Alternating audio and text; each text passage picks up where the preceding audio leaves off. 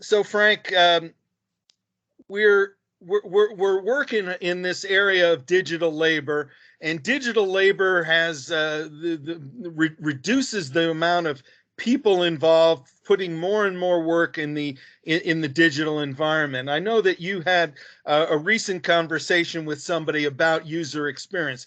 Do you want to tell us about that? Yeah. So this is a very interesting topic, and to many of our colleagues out there in the industry, right? So Eric, you and I think about, right, we have this really cool product here, AI as a service, and we spend a lot of time, really kind of thinking about and being, really passionate about what we built, and then hopefully, ideally, we shift our thinking to just kind of impact, right? Which I think we do a good job of. So one area of impact is, what does this look like to the end user, right? So let's talk about from the standpoint of desktop support. Let's talk about digital workplace, Yeah. endpoint management for a moment. Had a conversation with a senior executive at a major provider recently, and if I had his approval to quote him, I would use his name, but I'm not sure. So he knows who he is. But it was really cool. So we're talking about user experience, and he says to me, Frank, when it comes to kind of IT service desk, the best end user experience is no experience. And I thought that was just a great concept, especially Eric, as it connects to the proactive nature of our offering, right? It's one of several, but think about, so when we get to issues, even before they become obvious, or the end user is aware of them. So you and I are speaking right now, there's an issue with my laptop, and then bam, it's resolved, right? And So that's the way it should be, don't you think, Frank? I mean, rather than having to recognize the issue, get on the phone, call the service desk, repeat all that information, what you think it might be, go through all that troubleshooting, wait for an answer.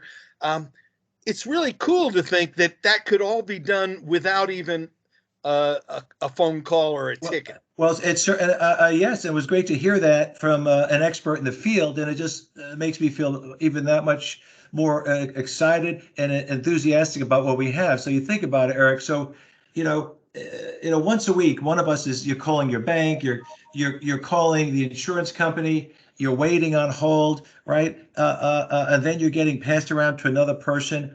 It's similar to a help desk or a service desk, right? And I believe that, anytime you call anyone and you're on hold, that is really a manifestation of a labor-centric approach. You don't wait when you type something into Google, right? Right. Because it's machine to machine, right? So if you think about what we're talking about here, it is machine to machine, and it'll be at a point where, our grandchildren will be telling them stories about where people used to have to wait when they called a restaurant to get a reservation on a Saturday night. Because why? Because they were busy. Well, who was busy? Well, the person. Oh, there was a person there. So this concept of waiting is kind of a labor-centric approach. And when you get to full digital, intelligent, end-to-end, as we are, there's all sorts of benefits. So think of it this way. Proactive means, again, best experience, no experience. Instantaneous, speed. So if there is an issue, ideally, whatever it is, you want to get fixed quickly. Whatever problem you have, business or personal, the ideal scenario, maybe your second choice, maybe your first choice is you're not even aware of it, right? Right. Second choice is I'm aware of it, and then zap, it's resolved in seconds or minutes, not hours or days. So that's where we are there. So when you think about the speed aspect of this from a user experience, awesome. And then one more, if I could mention, and I'd love to get your thoughts. You're speaking to people every day as I am, is the fact that we're kind of persona based, right? I find makes a big difference. So you think of an example where, you work for a major company, you call the service desk, aside from waiting and all that, blah, blah, blah, then they ask you what model computer you have. And then I'm going to say, what do I have here? HP, NV, and they're going to say which one, and I don't know which one I have. And they're going to ask me what browser I use. Then they're going to ask me to, look behind something or crawl under a desk to get a serial number or something, and then most people are going to say, "Did you give me this damn laptop? Why are you asking me all these questions? Exactly. Don't we work for the same company? You gave me this damn laptop. We just spent 15 minutes, and I have a report I need in 20 minutes, right?" So this concept of persona based, faster, better, much more efficient is, as one of our customers says, is a game changer. Do you agree, or am I overhyping Oh, this, Eric? What do you absolutely. think? And that digital to digital communication eliminates the possibility of errors. You might see a 7 and think it was a 4, whatever. Those kinds of errors could screw up the whole process, or give you the wrong solution, things like that. With our solution, the digital communication makes things even faster and eliminates the hold times, the wait times, the transfer of information, the going from analog to digital, back to analog Right. when it gets typed in. All of that is unnecessary time.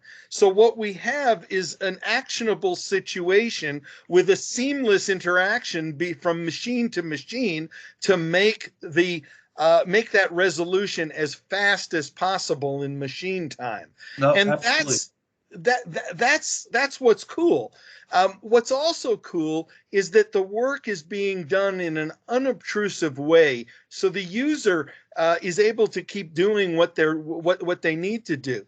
We're able to proactively identify potentially dangerous situations and rectify them in advance of the problem happening.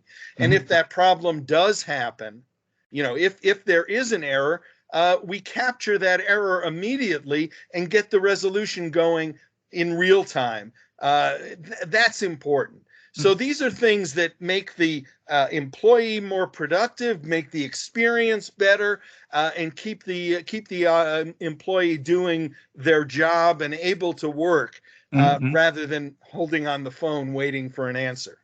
No, absolutely. So, when we're speaking to the decision makers, Eric, it's not unusual that, what opens the door is that, we're reducing labor cost and labor dependency. And that helps. This way, hey, if you have a budget, great. If you don't have a budget, this is likely self-financing anyway. Yep. However, you and I have been having more, let's say, bigger picture discussions in these organizations that say, okay, beyond the tactical benefits, beyond the cost save, what impact does this have on user productivity, employee satisfaction? You have a lot of companies now that are battling, there's a war for talent, right? So, and you have other companies that have limited resources that don't want people to be inefficient, right? Right. So when you think about those discussions, which you and I have been having more of with people out there in the market, that it becomes really exciting there, and it's the discussion shifts from yes it's cheaper, and we're not basically identifying an issue and forwarding it to an engineer. Yeah. We're finding it and fixing it. There's no And, and engineer, it's a and digital we were engineer. on the phone yesterday with a global company that was focused entirely on the user experience. They wanted their employees to be treated well. They wanted them to feel that the company was innovative and leading edge, and they wanted a solution that was predictive Mhm. and instantaneous in resolving these problems. And this whole user perception, the employee perception, is important. And that's what this company was looking for. They were looking for the leading edge. So when we've talked with companies, with analysts and industry observers who've been talking about this shift left, and the shift left is reducing the amount of support time to moving to self-help. Well, we're one step further. We're past the self-help. We're the no help, or the digital help, Right. that is in the background and is making the job even easier to be done. And it's a seamless situation where the employee may or may not know whether something happened, but they know that they're still alive and working. So one thing that I'd like to say about the best experience is no experience. there's got to be a little bit of a reminder in there that something happened. The experience needs to be unobtrusive, but they need to know that, hey, by the way, we just fixed something. And that's part of the experience, because otherwise they won't even know that something happened. No, that's a good point. And then we do report that, right? Because otherwise you end up in this tricky situation. At the end of the year, they say, hey, Eric, you didn't even do anything for me. And you say, oops, let me show you, right? Well, it's interesting you bring that up, because I shared that with someone recently, and they felt that not only would that be a positive dynamic between us and the buyer, they felt there would be a positive dynamic between the person who ran that service desk and their users. Absolutely. Whether it be weekly, monthly, or whenever they want to do it, to say, look at all the things we did for you proactively before you knew, or maybe even before they were an issue, health checks and things like that. And any one of us as a user would look at something like that and say, this is awesome, right? And as you say, it's a full generation ahead of self-help, which you say, well, here's an issue. If you don't want to wait on hold, then go over here to this portal and figure it out on your own. Well, I can tell you, I don't know about you, but I'm too high maintenance for that. I just want it done, and I don't want it to be handed back to me. Yeah, let me go back to what we were saying about notification, or letting people know. I have a Nest thermostat. I don't know if you're using one, but every month I get an email from them saying you saved 5 leaves or something like that. Oh, wow. And that's a monthly reminder that my thermostat is serving me and doing good things in the background. And it's always nice to know that I'm saving money on my electric bill, but I don't see that every day. But that reminder every month tells me I'm doing, it's working. And we will be doing the same kinds of things with our solutions, so that the customers know that we're working in the background, we're fixing problems in advance of them knowing them, them experiencing them, and that we're working on their behalf for them. Mm-hmm. So maybe one final thing I want to share with you, Eric. I'm thinking about this discussion that we were going to have today. I'm thinking about how I did typically kind of relate to or define IT help desk experience as an end user for me. Yeah. And not all, because some of them are world class, but most of them are not. And most people will tell you it's a very frustrating experience. For most of my career, and I've been around for a while, equated to airline travel, meaning it's horrible. Just suck it up and get used to it. It'll never change. You get to the airport, you have to deal with all the torture, right? Just deal with it. You don't say, well, maybe tomorrow, or, well, every year it's getting a little bit better. No, it's not getting better. Some would say air travel is getting worse. So I look at that kind of, if you think about IT help desk, the past 5, 10, 20 years, it's been bad, and it hasn't gotten better.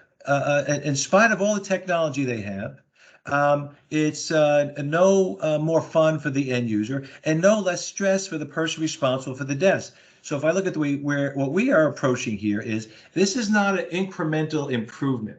This is a leapfrog. It is a game change. It's a leapfrog from, this is a totally funky, torturous situation, to, you know what? It's pretty good. It's pretty smooth. It's efficient. And you might even like it. You might even give us 2 thumbs up, right? So that's the big deal. And on the back end of this clip, Eric, I'll make sure we have some contact information. Anybody wants to contact us, see a demo, learn more about the product. If you're in the digital workspace arena, if you're a service provider providing this, or if you're a practitioner and looking to reduce cost, increase end user experience, optimize limited resources, as we all have, the list goes on. But Eric, listen, thanks for your time, and you look really sharp in that shirt today, buddy. Thank you, Frank, and appreciate your time, and enjoy this. Take care. Thanks. Take care.